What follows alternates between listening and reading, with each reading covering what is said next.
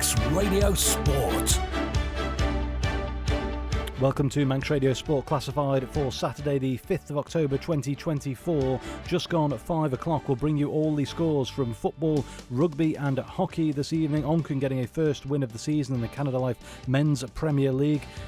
In rugby, Southern Nomads victorious in the Cheshire Bowl, and over in hockey in the Mixed Cup first round, the current holders are successful. We'll also bring you the fixtures for the semi-finals in the Mixed Cup, Plate and Bowl, and we'll have full results from the Mixed Under-15s League as well. Plus team news from the Bowlers, FC Isle of Man in action again this evening from 6 o'clock.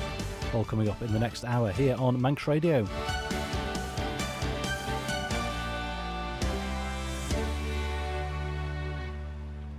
But we will start off, as always, with the classified results, and beginning with football in Canada Life Men's Premier League. Foxdale 1, Onchan 4.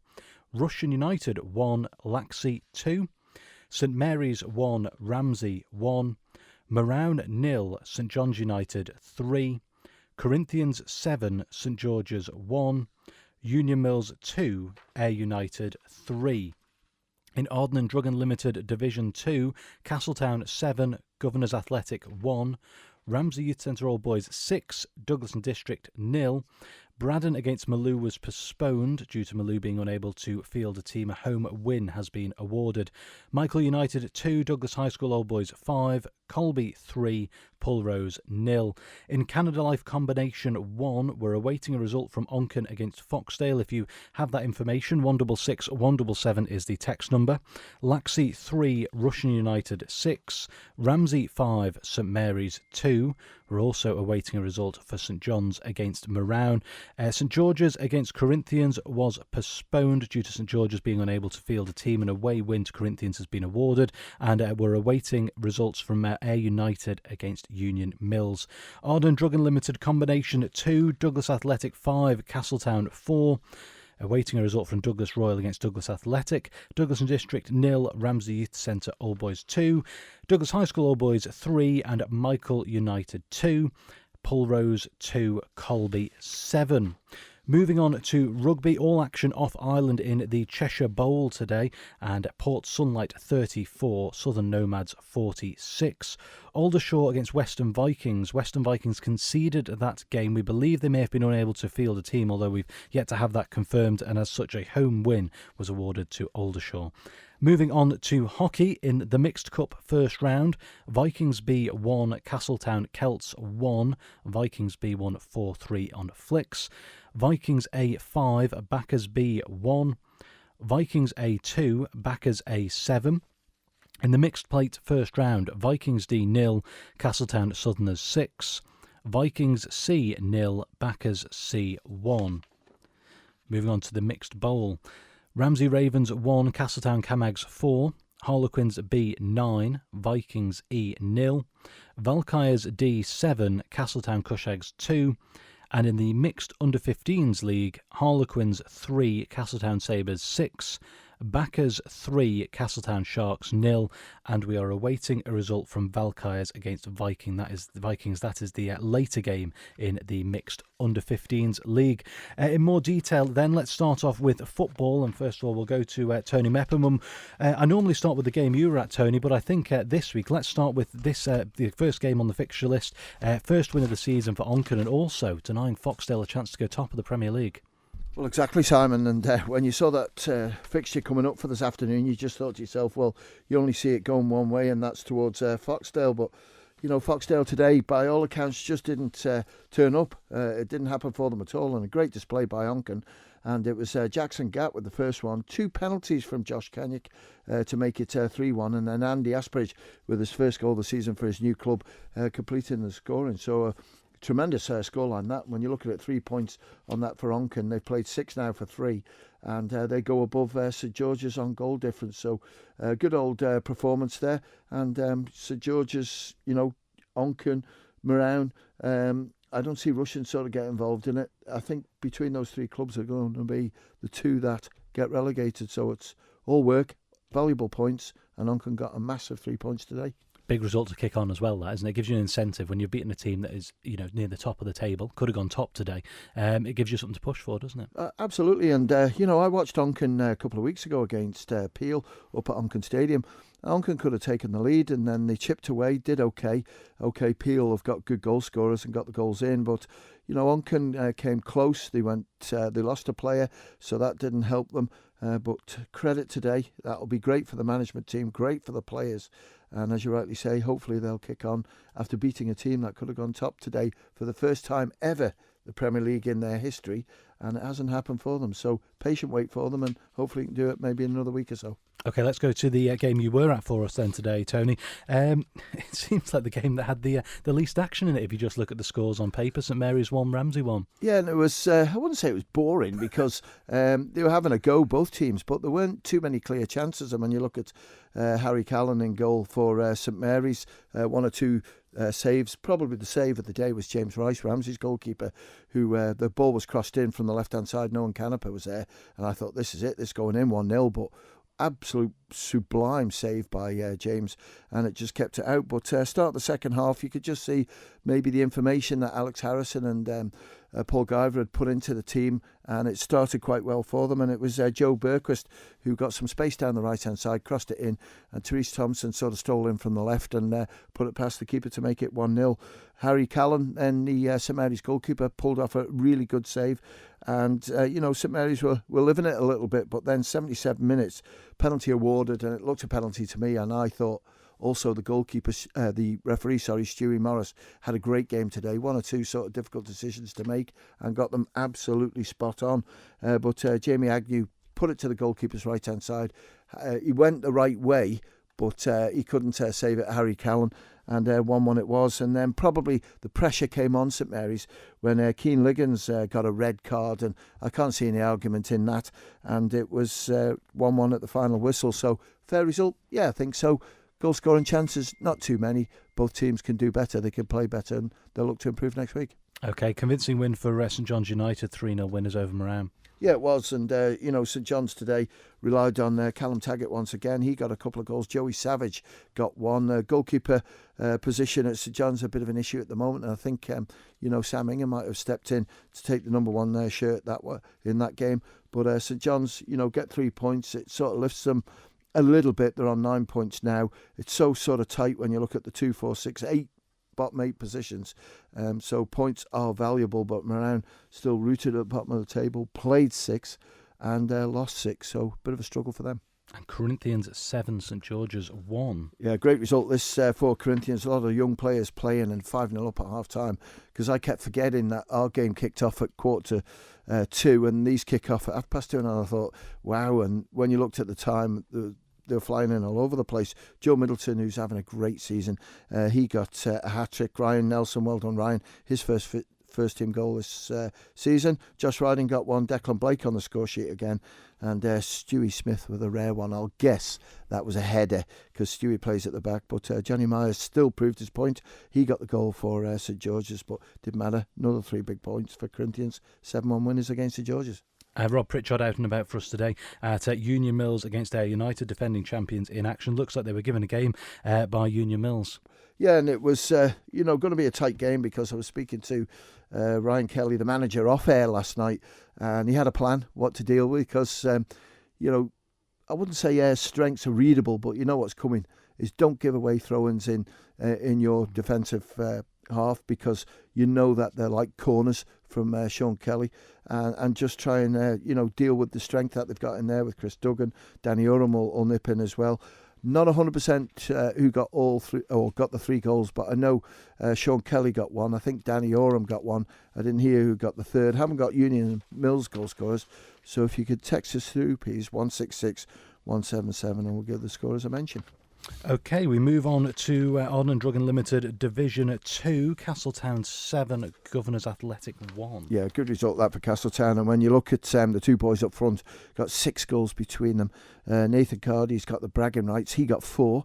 Alex Crowley, I think maybe his first game back in, he got 2. And Ollie Shearer got the other one. Not too sure who got Governor's goal. Okay, Ramsey Youth Centre, Douglas and District, 6-0 to Ramsey. Yeah, 3-0 at half-time. Ross Crawford on the score sheet once again with a couple of goals. Well done, Ross. Harry Grant got one. Martin Torr, who evergreen Martin Torr, still banging the goals in. Leighton Ballard got one, and Owen Presley. And man of the match, Cameron Parson in midfield. So well done to him. I think he's only about 16 years of age, so that's a big effort by him. But a comfortable result for Ramsey Youth Centre, and just going to have a little sneaky look at the league tables, and they're starting to climb up nicely. That puts them on 10 points, so keeps them in touch with Michael, Old Boys and Colby, but Braddon just a little bit ahead on 16, but 3 important points there for Ramsey Youth Centre. Braddon against Maloo was postponed. Maloo unable to field a team. A home win awarded to Braddon in that game. Michael United 2, Douglas High School Old Boys 5. Yeah, and this was a close game, I think, at the start, because it was a bit nip and tuck, but Jacob Stones, he got the first one for Old Boys. He got a second one later on.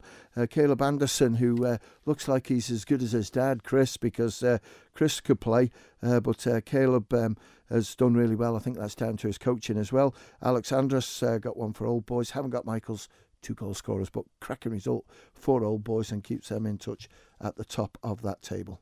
Okay, Colby 3, Pulrose United 0. Yeah, and in this one it was Nick Corkish won after 60 minutes, I think it was. Paul Whitley got one on 67 and David Caldwell got one on 73. Nice touch this. Paul Whitley's been in touch with you, Simon, and said that Jacob at the back for Pulrose was in superb form. Much improved performance by Pulrose this season, and I think everyone's been saying that. They're really on the march, and if they can get them changing rooms sorted out down at Springfield Road, it would be handy, because there's 3 clubs down there who just making things do at the moment, but credit to them. But big 3 points out for Colby. Okay, moving on to Comby 1. Still awaiting a result from Onchan against Foxdale. Laxey 3, Rush United 6. Goal-packed game there. Yeah, it was. And, fair play to Rushen in this one, because Rushen, Simon, were 3-0 down. Wow. And obviously then kept a clean sheet on that and got 6 goals. Stephen Harris got 2. Fingal Watterson, new signing, got 2. Chris Shimon and Charlie Kelly. So certainly Rushen keep pressure on the top and could have gone top if Onchan have got beat. So it's important we get that Onchan and Foxdale result in. A bit like the game in the Premier League day. I know they went on to lose, but Laxey charging into a 3-0 lead in that game. Yeah, it is. And I think, I'm seeing it with quite a few clubs this year. There's an awful lot of young players coming through, and you've just got to give them game time, because if you don't, Simon, you understand sport, then they'll just pack it in and go somewhere else. And it's just working well for some teams. And Laxey have probably got one of the best youth policies on the Isle of Man, and you've got to give them game time. And today, just against a more experienced Russian side, when you look at Stephen Harris, certainly Chris Shimon as well, bags of experience there to help their younger players at Russian. But Laxey, give it a go. But to concede 6, it's tough to take. So they'll be disappointed. Okay, big game at the top of Comby 1, Ramsey 5, St Mary's 2. Yeah, I haven't got Ramsey scorers, but St Mary's as well. Thought this one might have been a little bit closer. Dylan Vick, who's a good goal scorer, 1, and Jamie Skill, and I still can't believe, I think this is his 2nd season now that he's been playing in the combination, and whether he can't train or whatever, I don't know, but he's an absolute belting player. But he did make the difference today, and Ramsey, who are the league holders in this one, keep in touch at the top of the table. Just had a potential correction into Canada Life Men's Premier League game. Texter in saying they believe it was 4-0 to St John's United, with Callum getting a hat-trick and Joe Savage getting the other. Okay, well, the manager of St John's texts me in, so if he can't get it right, then we've got no chance, have we? What are you doing, Sam? But we have also now got a result for the combi game between St John's United and Marown. I can tell you it was St John's 3, Marown 2. Hat-trick for Liam Sale for St John's. No Marown scorers yet. That's from Paul. Yeah, well done, Liam. I think that might be his 3rd hat-trick this season. Another player that should be playing first team football, but sometimes he just like to play with the mates in the combi. But well done, Liam.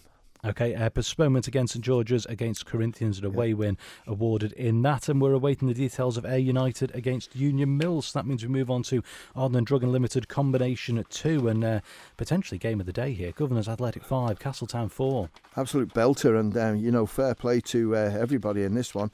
It was Tom Davies with 3 goals for Governors.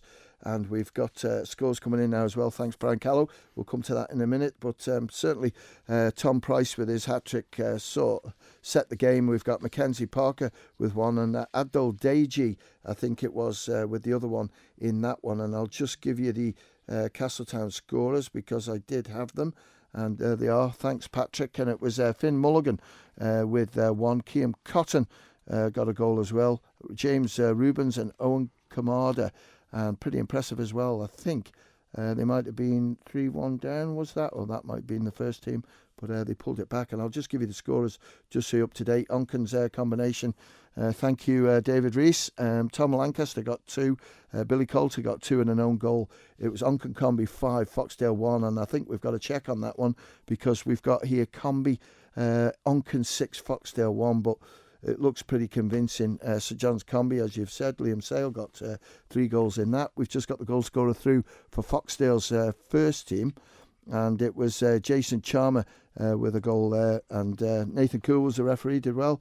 And it was the other one, it's Kurt Michael's scorers, so yeah, let's give them a mention. Thank you, Bailey. Even start with Douglas High School Old Boys scoring first, and then Michael came back into it. Michael kept on the pressure and scored again at half-time, 2-1. This is the first team game. Second half, JJ got sent off for dissent by the referee, and Old Boys went down to 10 men as well. So there's a bit of a story. Michael got complacent, and Old Boys upped their game and became the better team in the second half and wanted it more. Goals from Michael, from Owen Herc and Jacob Langton. And I would say, Bailey Ashton, looking at that report, I think you need to take up a new job, boy, because that's excellent. Thank you very much indeed. Funnily enough, I've had the same text into the studio as well, a mixture of Onken 6, Foxdale 1 and Onken 5, Foxdale 1, so if we can get some clarity on that, that'd be great. That's good. I've just got Ayr United's second goal scorer, the one that we're missing. It was Sean Kelly, so 2 for Sean and 1 for Danny Oram. Okay, also needing a result for Douglas Royal against Douglas Athletic in Combi 2. If you've got that 166, 177, it'd be great. Douglas and District 0, Ramsey Youth Centre All Boys 2. Yeah, I haven't got any goal scorers, but all the goals were scored in the first half. Okay, and that means we move on to Douglas High School Old Boys 3, Michael United 2. Yeah, good result for Old Boys, this one. And Steve McDonald with 1, Steve Farragher and Cian Presley for Old Boys. Michael United, if you could, text us through 166 177. Okay, and final game, Tony, Pulrose United 2, Colby 7. Yeah, pretty convincing for Colby, wasn't it? I haven't got Colby scorers, but I have got Pulrose's goal scorers. Thank you, Karen. And it was Jacob Foster with 1 and Skiggs, Gary Skillicombe with the other one. Okay, Tony, thank you very much. Also very pleased with the Arsenal result today. You were jumping around the studio with those late couple of goals, weren't you? Ben was worrying me because you give me duff information and you were winding me up. So I'm not happy.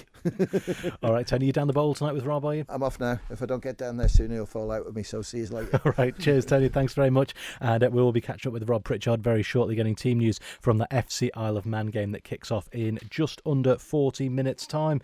Rugby now, let's turn our attention to that. And joining me on the line, we have Dave Christian. I'll say good evening, Dave, but I think it's still morning where you are.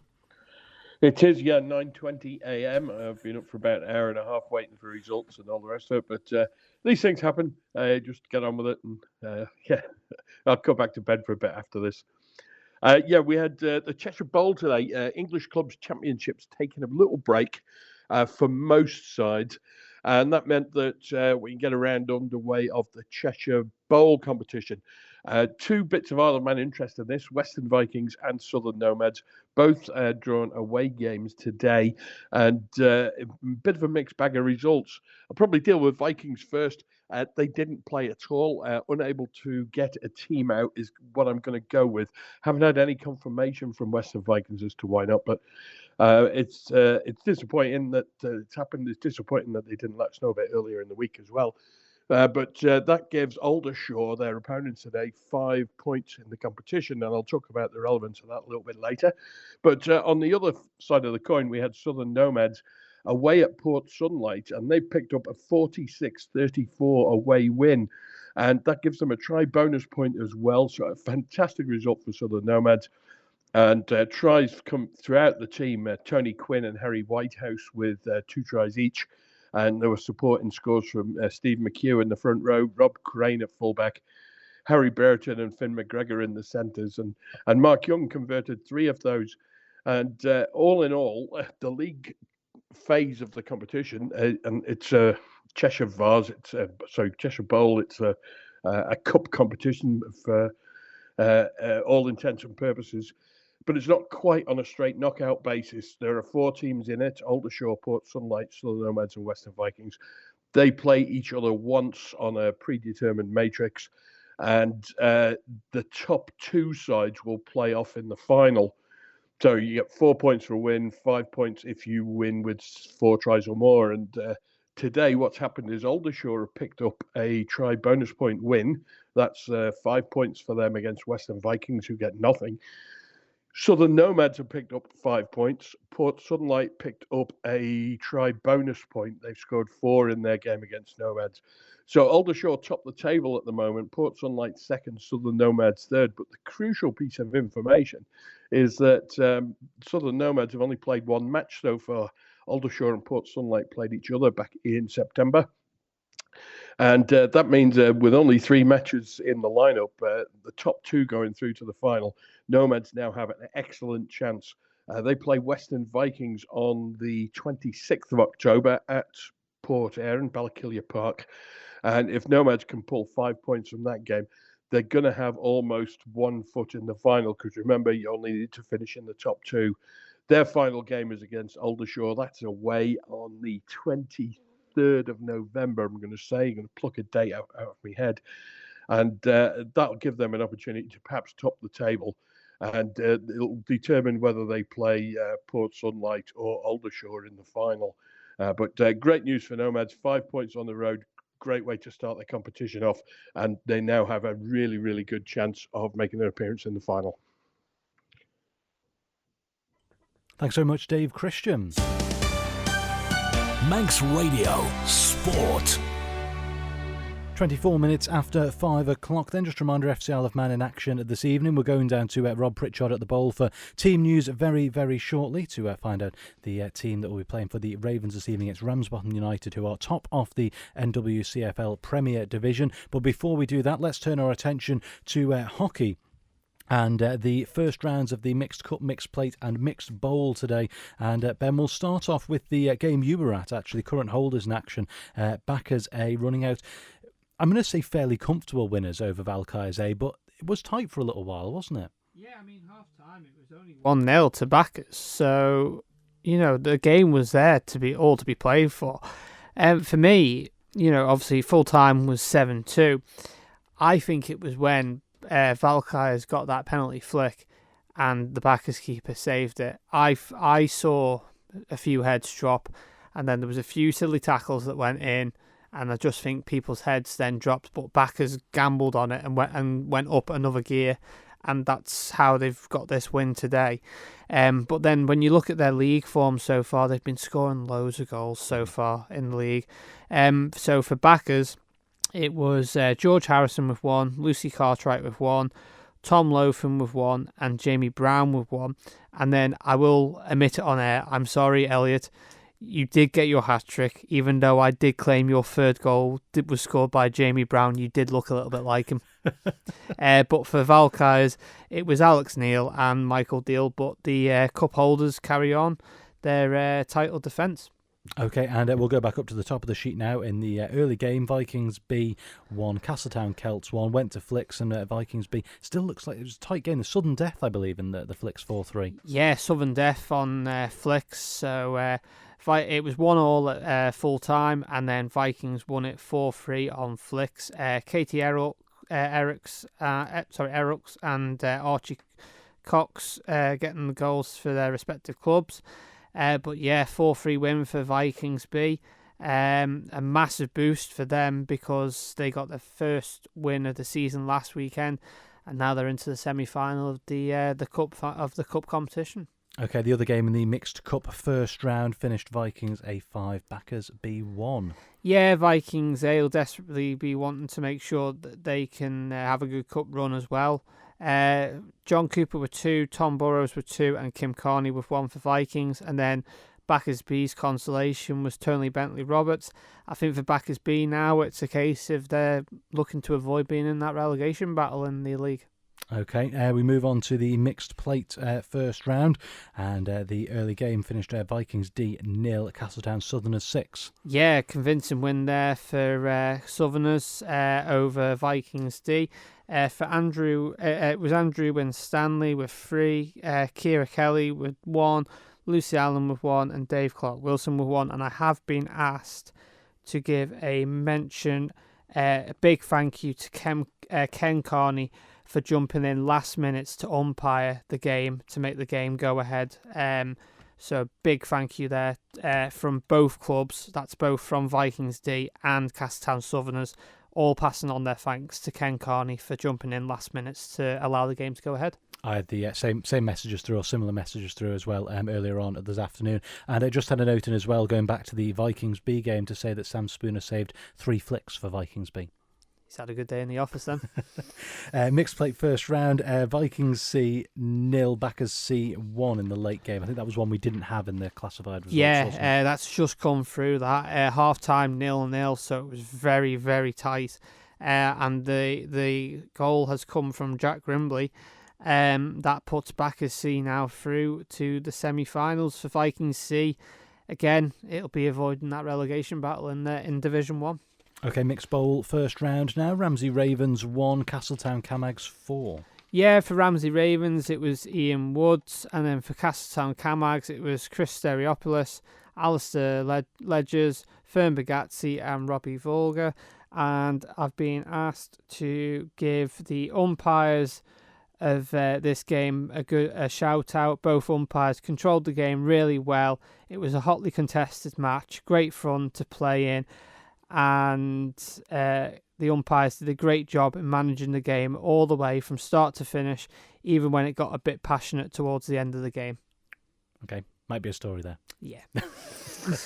We'll move on then. Mixed bowl first round again. Harlequins B 9, Vikings E 0. Yeah, really big win there for Harlequins B. They're flying in Division 2, and they've made a really big, strong statement here today against Vikings E. Corey Corker with 3, Tom Hurd with 2, Laura Smith with 2, Callum Crellin with 1, and Killian Sharkey with 1. Okay, and the final game in the mixed bowl finished Valkyries D 7, Castletown Cushags 2. Yeah, and the manager's message was, we've finally got our first win of the season. It started, and yes, I couldn't agree more, Donna. I'm pretty sure you'll be very happy with the result today. Mark Perryman with 3, Mark Moyer with 3, and Ed Chatley with 1. And then for Castletown Cushags, it was Dan Stewart and Sophie Vivian. Okay, we'll move on and do the semi-final draw in just a couple of minutes after we've done the mixed under 15s league, but that is coming up, the semi-final draws for the cup, the plate and the bowl. But the mixed under 15 league results for today, the early game was Harlequins 3, Castletown Sabres 6. Yeah, for Harlequins it was Sam Netto, Darcy Kelly and Benji Barber. And then for Sabres it was Ashton Flick with 2, Alina Morgans with 2, and Casper Grounds with 2. And Backers 3, Castletown Sharks 0. Yeah, 2 goals for Evie, for Grace Evans, and Jean Viss with a goal as well. Okay, and the game we didn't have when we ran through the classified results was the later game in mixed under 15s league, and it did finish Valkyries 6, Vikings 2. Yeah, big thank you for for the managers to get that scoring, because it was a late pushback, the NSC, because games were running slightly late there today. Poppy Kelly with 2, Bonnie Eels with 1, Kayla Quayle with 1, Amber Buchanan with 1, and Ria Mayer with 1 for Valkyries. And for Vikings, it was Willow Heaton and Henry Stewart. Okay, Ben, that means we move on then to the semi-final draw. These will be played on the 2nd of November. We'll start off with the Mixed Cup first of all, and should mention as well there were some teams that had byes in the draw as well. So there was a couple of teams that have got byes, which obviously haven't played today. They now come into play into the semi-finals. So in the Cup, our first semi-final is going to be Vikings A against Vikings B. And then Harlequins A, who got a bye in this round, will play Backers A in the semi-final. In the plate, we've got Valkyries C against Ramsey A. Both teams got a bye in the first round. And then the other semi-final in the plate is going to be Castletown Southerners against Battersea, and them two sides played each other last week, and they could not be separated. So that's going to be a very good tie in the plate semi-final. And then in the bowl, we've got Castletown Camags against Harlequins B, and then Backers Colts against Valkyries D. Okay, and there's a couple of interclub derbies in there as well. What do you make of that draw? You've just mentioned one game in particular you think is going to be a good game, but there's some others in there as well? Yeah, definitely. Of course, in the plate, that Castletown Southerners Backers C game I think is going to be really close if it's anything to go by the result last week we had from them. Harlequins against Backers. Last week they played each other, and Backers, they did just only get the win by 2-1. Vikings Derby, they're always entertaining. Valkyrie C against Ramsey A. It'll be interesting to see if Ramsey A can pick up their form in the plate and hopefully improve their form in the league, because they had a great start and then things just seem to have dropped recently, but they do seem to be getting their feet back on the ground now. And then in the bowl, both them fixtures look really tasty. Valkyries D after today will probably hope that they can have a good run in the bowl. But then you look at Harlequins B's result today and you think, is any team going to stop them? Mm-hmm. Okay, when those games again played on the 2nd of November, so what's that, about 4 weeks away, I think, something like that? 4 weeks away to see if I can get my predictions right and everything. I've done well this week. You didn't do too badly. You told me before how you got on, and it was a mixed bag, but I think there were more rights than wrongs. Yeah, so it's good. Yeah, that's fine. That's perfectly acceptable. In a game of 50-50 chance, Ben, that's absolutely fine, as long as you get more rights than wrongs. You're back next Friday on the preview, aren't you, with Rob, between 5:30 and 6:30? Yep, we'll be back next week. Back to league action next week. Quite a few tasty fixtures next week in the league, but yeah, we'll preview them all next Friday. All right, Ben, thank you very much. Manx Radio Sport. Just approaching 25 to 6. That means we're 25 minutes or so away from kick-off at the Bowl. Team news is out for FC Isle of Man against Ramsbottom United. Top of the table, Ramsbottom United, of course, visiting the Bowl this evening. And there for us with that team news is Rob Pritchard. Good evening, Rob.